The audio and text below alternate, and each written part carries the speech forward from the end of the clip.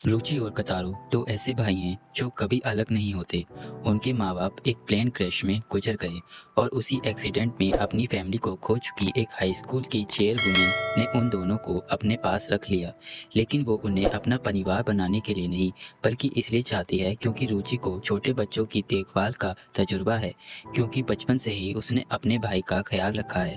पहली मुलाकात में चेयरवुमन रुचि को याद दिलाती है कि उन्हें कभी अपने नए बेटे के रूप में नहीं बुलाया गया और उसे उसकी देखभाल करने की स्किल्स के बारे में छोटी सी इंटरव्यू लेती है। जब वो संतुष्टि होती है तो अपने सेक्रेटरी सेवा को भाइयों को स्कूल डे केयर रूम तक ले जाने का हुक्म देती है। सेवा रुचि को बताता है कि उसका काम स्कूल के स्टाफ के बच्चों का ख्याल रखना है और ये बेबी सीटर क्लब महिला टीचर की मदद के लिए बनाया गया था। लेकिन वॉलेंटियर्स और फंडिंग की कमी के कारण ये क्लब अब तक चल नहीं पाया। इसलिए चेयरवुमन ने रुचि और कटारो को क्लब को दोबारा शुरू करने के लिए बुलाया। अंदर जाने पर वो उसेया से मिलते हैं, जो डे केयर स्टाफ के एक लौता मेंबर है। उसेया उनका स्वागत करता है और उन्हें दूसरे बच्चों से मिलवाता है जो ताका, किरिन, ताकुमा, काजुमा और मितोरी कहलाते हैं। रात को टीचर अपने बच्चों को लेने आते हैं, लेकिन ताका अकेले बचा होता है जो अब तक वेट कर रहा होता है। रुचि को लगता है कि उसकी माँ उसे लेने आएगी, पर जब उसका बड़ा भाई उसको लेने आता है तो वो हैरान रह जाता है। ताका वापस जाने से इनकार करता है और रुचि के साथ और खेलना चाहता है, पर उसका बड़ा भाई उसके सर पर प्यार से एक थपकी लगाता है और उसे घर ले जाता है।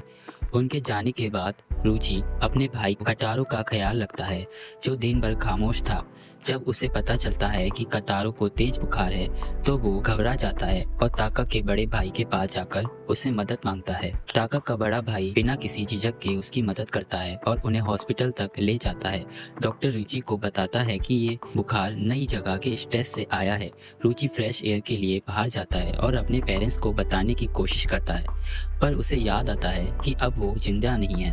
वो रोने लगता है जैसे कोई भी उसकी जगह होता। तभी अचानक चेयरवुमन उसे मिलती हैं और उसे तसल्ली देती हैं।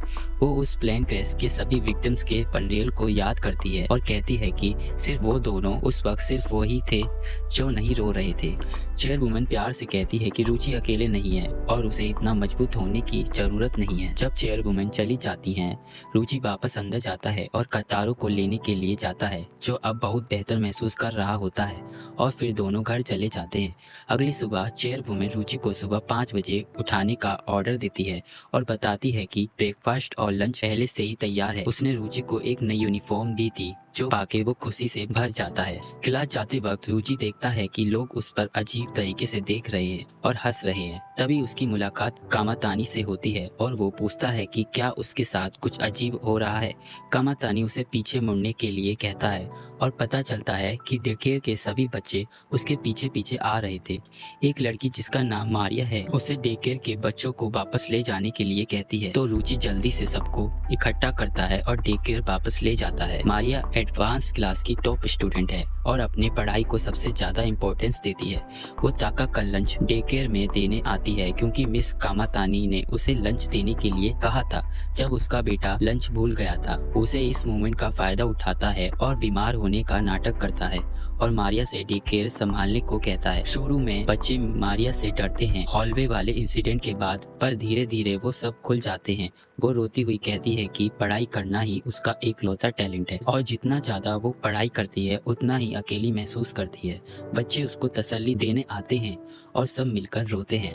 बाद में रुचि कतारो से पूछता है कि क्या वो जू जाना चाहता है, पर बच्चों ने सुन लिया और जाने से पहले सब उसे जू जाने की रिक्वेस्ट करते हैं। उसे कहता है कि उसे सबको ले जाना चाहिए और वो भी चलेगा क्योंकि वीकेंड पर काम करने के पैसे मिलते हैं। रुचि को चेयरवुमन से जू ट्रिप की परमिशन मिल जाती है और वो उसे भी बुलाता है, पर वो मना कर देती है। सेवा ने सभी बच्चों के लिए खाना तैयार कर दिया था और पेरेंट्स के लिए भी एक्स्ट्रा खाना बनाया था। कामातानी ताका को अकेला छोड़ने के लिए माफी मांगता है, पर वो रुक नहीं सकता क्योंकि उसका ट्रेनिंग है और उनकी माँ बिजी है। बच्चे जू में अलग अलग जानवरों को देखकर मजे करते हैं, पर जाने से पहले ताका को लगता है कि उसने अपने बड़े भाई को देखा, तो वो उसका पीछा करता है। पीछा करते वक्त ताका को पता चलता है कि वो उसका भाई नहीं था और वो खो जाता है। ताका घबरा जाता है और चिल्लाने लगता है जैसे उसकी उम्र का कोई भी बच्चा करता और अपने भाई को पुकारता है। खुशकिस्मती से कामातानी वहाँ आ जाता है। ताका उसको देखकर खुशी से भर जाता है, चाहे वो इस बात बात को छुपाने की कोशिश करे। वैलेंटाइंस डे आ जाता है और लड़के डिस्कस करते हैं कि क्या उन्हें चॉकलेट मिलेगी या नहीं, और लड़कियां डिस्कस करती हैं कि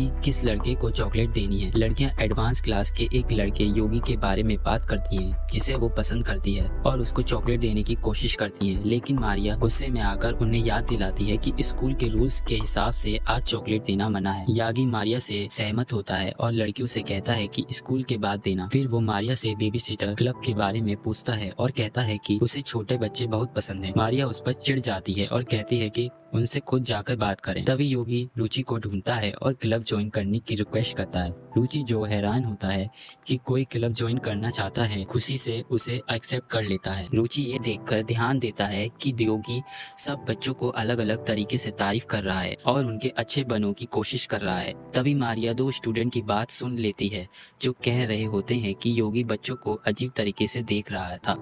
वो डेकेयर जाती है और योगी को नोज प्लेट के साथ देखती है। तभी यागा का दोस्त नेजुकान उससे ले जाता है, कहकर कि अगर वो क्लब में ज्वाइन करेगा तो अच्छा नहीं होगा। बच्चे मारिया से चॉकलेट मांगते हैं पर वो मना कर देती है और कहती है कि आज मना है।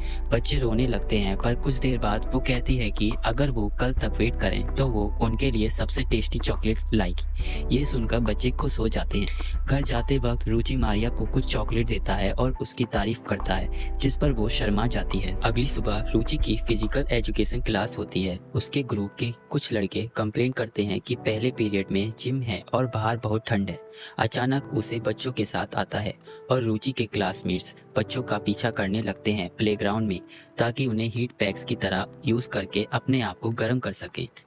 रुचि देखता है कि ताकुमा को एक आदमी जो अजीब तरीके से कपड़े पहना हुआ है उठाता है, लेकिन बाद में पता चलता है कि वो ताकुमा और काजुमा का फादर है। वो बताता है कि उसने ऐसा कपड़े पहने थे क्योंकि वो फेमस है और लोगों से बच रहा था। वो 6 महीने बाद अपने पहले छुट्टी के दिन को अपने बच्चों के साथ बिताना चाहता था, लेकिन जब उसने काजुमा को उठाया तो वो रोने लगता है। बहुत कोशिश करने के बाद जब बच्चे उसके साथ नहीं खेलते तो वो हार मान लेता है और स्कूल से निकल जाता है। जाते वक्त उसे लोग पहचान लेते हैं और ऑटोग्राफ और फोटो के लिए भीड़ लग जाती है, पर उसकी वाइफ आ जाती है और उसे बचा लेती है। वाइफ उसे कहती है कि काजुमा शायद उसे इसलिए डरता है क्योंकि वो दोनों एक मूवी देख रहे थे जिसमें उसका कैरेक्टर किडनैपर था।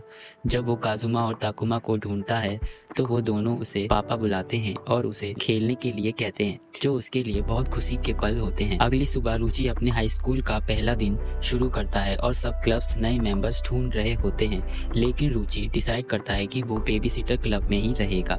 उसे इंकरेज करता है कि कम से कम दूसरा क्लब देख ले, तो वो ड्रामा क्लब जिसे किरिन की माँ मैनेज करती है, कुकिंग क्लब जिसमें मारिया है और बेसबॉल क्लब जिसमें ताका का बड़ा भाई खेलता है, सब देखने जाता है। जब रुचि बेबी सिटर क्लब के फ्लायर लगा रहा होता है तो कामातानी उसके पास आता है और पूछता है कि क्या वो ज्वाइन कर सकता है। हैरान रुचि उसे पूछता है क्यों, तो वो कहता है कि उसका भाई ताका वहाँ है और कतारू ने उसे रिक्रूट किया था। अगले दिन रुचि को बुरा लगता है और वो बीमार पड़ जाता है, तो चेयर वुमेन कतारू को ले जाती है ताकि उसे बीमार ना लगे। वो रुचि को एक एक्स्ट्रा ब्लैंकेट देती है और कतारू उसके लिए खाना और दवा बनाने में मदद करता है। उसके बाद रुचि डे केयर वापस आता है और मिदोरी का डायपर चेंज करते वक्त देखता है कि वाइप्स नहीं है। जब वो वाइप्स लेने जाता है, मिदोरी रख कर दूर जाती है। तभी एक लड़का आता है और उसे मिलता है जो मिदोरी से मिलने आया होता है, कहकर कि वो मिदोरी का फ्यूचर पापा बनेगा। रुचि ये सुनकर हैरान होता है क्योंकि उसे लगता है था कि मिदोरी की माँ शादीशुदा है। जब वो डे केयर में वापस मिलते हैं, लड़का उसे कहता है कि वो मिदोरी की माँ की मदद करना चाहता है क्योंकि उसके हस्बैंड का देहांत हो गया है। जब वो अपने दिल की बात कहने ही वाले होता है, मिदोरी रो देती है और उसकी माँ कहती है कि उसके पापा आज ही ट्रिप से वापस आ रहे हैं। ये सुनकर लड़का माफी मांगता है और कहता है कि जब भी उसकी माँ और उसका हस्बैंड बाहर जाएंगे वो मिदोरी को संभाल लेगा।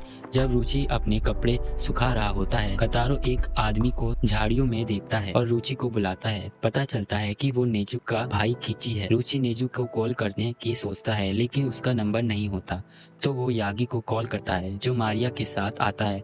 पता चलता है कि नेजू कान स्कूल में होने के बावजूद पार्ट टाइम जॉब करता है क्योंकि उसका बड़ा परिवार है। उसका छोटा भाई बताता है कि उसने घर से भाग गया क्योंकि उसके लिए गेम नहीं खरीदा गया। तभी उसका एक और छोटा भाई झाड़ियों से निकलता है और यागी को परवर्ट बुलाता है। बाद में नेजू आ जाता है और गेम देता है जो कीची को चाहिए था और कहता है कि सबको थैंक यू बोलो और गेम शेयर करो। अगले दिन रुचि अपनी लंच भूल जाता है तो उसे कतारो को लंच देने के लिए भेजता है ताकि उसका पहला इरान टेस्ट हो सके। दूसरी तरफ रुचि के क्लास में उसे अपने लंच देने चाहते हैं जब उन्हें पता चलता है कि उसका लंच नहीं है। जब कतारो सीढ़ियां चढ़ रहा होता है वो एक स्टूडेंट से टकरा जाता है और रुचि का लंच गिर जाता है, पर वो स्टूडेंट जिसे उसे ने नजर रखने के लिए कहा था सिचुएशन को संभाल लेता है और कतारो को मदद करता है। अंत में कतारो रुचि के क्लासरूम तक लंच पहुंचाता है, लेकिन रुचि पहले ही अपने क्लासमेट के दिए खाने से पेट भर लेता है, पर वो कतारो की मेहनत को वेस्ट नहीं होने देता, इसलिए वो उसके साथ लंच शेयर करता है। यूकी अपने दोस्तों के साथ रुचि के बारे में बात करते वक्त ब्लश करती है और कहती है कि चुप रहो। लड़कियां कहती हैं कि रुचि हैंडसम है और उसका पर्सनैलिटी भी अच्छा है। वो मारिया के बारे में चिंता करती है और कहती है कि उसे प्रॉब्लम नहीं होगी क्योंकि वो बस अपनी पढ़ाई पर ध्यान देती है, लेकिन वो नहीं जानती कि मारिया पास से गुजर रही थी और सब सुन रही थी। तभी रुचि आता है और पूछता है कि उसे कुछ चाहिए। मारिया उसे इग्नोर करती है और लड़कियों पर गुस्सा करती है। वो चलते चलते अपनी फीलिंग्स के बारे में सोचती है। जब केरन और कतारो उसके पास आते हैं, बच्चे पूछते हैं कि वो उनके साथ खेलेगी क्या। मारिया कहती है ये खेलने की जगह नहीं है और केरन रोने लगती है। वो कहती है कि वो डे केयर में इसलिए नहीं आती क्योंकि रुचि वहाँ होता है। केरन पूछती है कि क्या वो रुचि को पसंद नहीं करती, तो वो कहती है नहीं। केरन पूछती है क्या वो उसे पसंद करती है, तो वो कहती है बिल्कुल नहीं और शर्मा जाती है। केरन कहती है कि चलो एक प्लान बनाते हैं ताकि मारिया को रुचि पसंद आए, बिना ये जाने कि वो पहले से ही पसंद करती है। मारिया प्लान के लिए मान जाती है और रुचि की क्लास तक उनका पीछा करती है। कतारो अंदर जाके रुचि को कडल करता है ताकि दिखाए कि वो कितना लविंग और एक्सेप्टिंग है। मारिया कहती है कि वो थोड़ा ओवर इंडल्जेंट है, तो किरण कहती है कि वो स्ट्रिक्ट भी हो सकता है और रुचि को कहती है कि मुझे मारो नहीं तो मैं बैड गर्ल बन जाऊंगी, लेकिन कामातानी उसे मार देता है और किरण रोते रोते रुचि की बाहों में चली जाती है। तभी मारिया अंदर आती है और कहती है ये सब गलत समझ है, वो रुचि से नफरत नहीं करती। किरण उसे पूछती है कि क्या सच में वो रुचि को पसंद करती है, तो मारिया फिर से शर्मा जाती है और गुस्से में भाग जाती है। रुचि उसका पीछे दौड़ता है और उसका हाथ पकड़ता है, लेकिन जो सबको देखना था रुचि का कन्फेसर वो नहीं होता, बस वो इतना ही कहता है कि उसके स्कर्ट पर एक स्टिकर लगा हुआ था। अगले दिन रुचि को अपने लॉकर में एक लव लेटर मिलता है और वो सोचता है कि ये किसने दिया होगा, क्योंकि ये सब देखती है लेकिन अपनी फ्रेंड से कहती है कि उसने वो लव लेटर नहीं दिया। तभी मारिया वहाँ आती है और कहती है कि लोगों को लॉकर के पास बात नहीं करनी चाहिए जब निकलने का टाइम हो। रुचि का एक क्लासमेट लेटर को पढ़ने शुरू कर देता है। उसमें रुचि के लिए प्यार का इजहार लिखा होता है और आखिर में एक जगह पर मिलने के लिए कहा होता है। उस रात रुचि कॉन्सेंट्रेट नहीं कर पाता और पूरा दिन ये सोचता है कि क्या करे। घर पर चेयरवुमन को लगता है उसे बुखार हो गया है क्योंकि उसका चेहरा इतना लाल हो रहा होता है, तो वो कहती है कि वो गर्म पानी से नहाए और सो जाए। अगले दिन रुचि और कतारो जब स्कूल जा रहे होते हैं तो रुचि अपनी सीक्रेट एडमायर को क्या कहना है ये सोचते हुए टोटली लॉस्ट होता है और कतारो को खो देता है।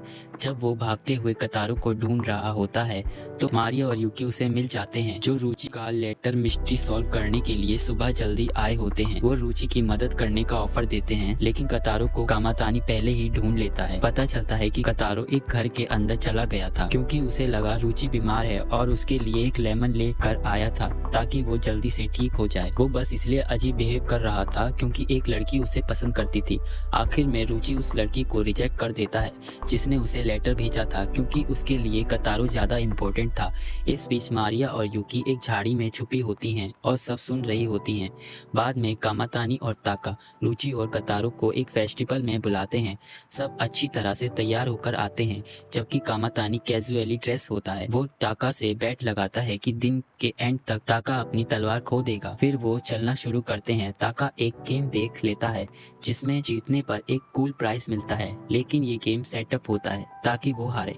कामातानी उसे खींचकर वहाँ से ले जाता है। रास्ते में वो उसे से मिलते हैं जो वहाँ अपने पड़ोसी की मदद के लिए पार्ट टाइम जॉब कर रहा होता है। तभी ताका को रियलाइज होता है कि उसकी तलवार खो गई है और वो रोने लगता है, तो सब उस तलवार को ढूंढना शुरू करते हैं। तलवार नहीं मिलती तो कामातानी उसे कहता है कि अगर वो सर्च बंद कर दे तो वो उस गेम को खेल सकता है जो वो पहले खेलना चाहता था। ताका मानती है और जब कतारो एक रोप को खींचता है तो वही तलवार निकल आती है जो उसने खो दी थी। कामातानी उस डॉजी वर्कर को पकड़ लेता है और अपोलॉजी के तौर पर वो उन्हें न्यूएस्ट गेम सिस्टम दे देता है।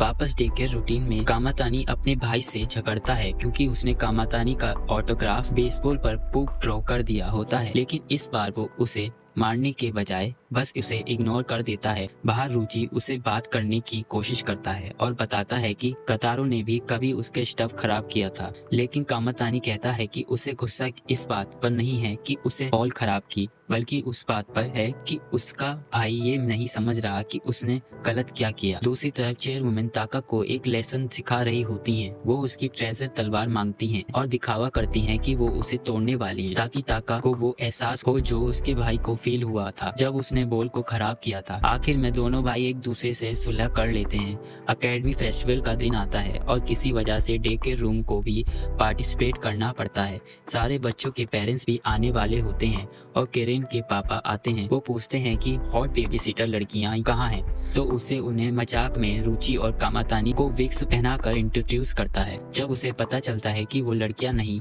लड़के हैं तो वो अपनी बेटी को डे केयर में छोड़ने को लेकर अनकंफर्टेबल फील करता है, क्योंकि वो नहीं चाहता कि उसकी बेटी की मासूमियत खराब हो। जब वो अपनी बेटी को लेकर निकल रहा होता है, रुचि उसे रोकता है। वो भूल जाता है कि रुचि लड़का है, लेकिन जब मिदोरी उसका विग खींच कर गिरा देती है तो वो और गुस्से में अपनी बेटी को डे केयर से ले जाने पर ज्यादा डिटरमिन्ड हो जाता है।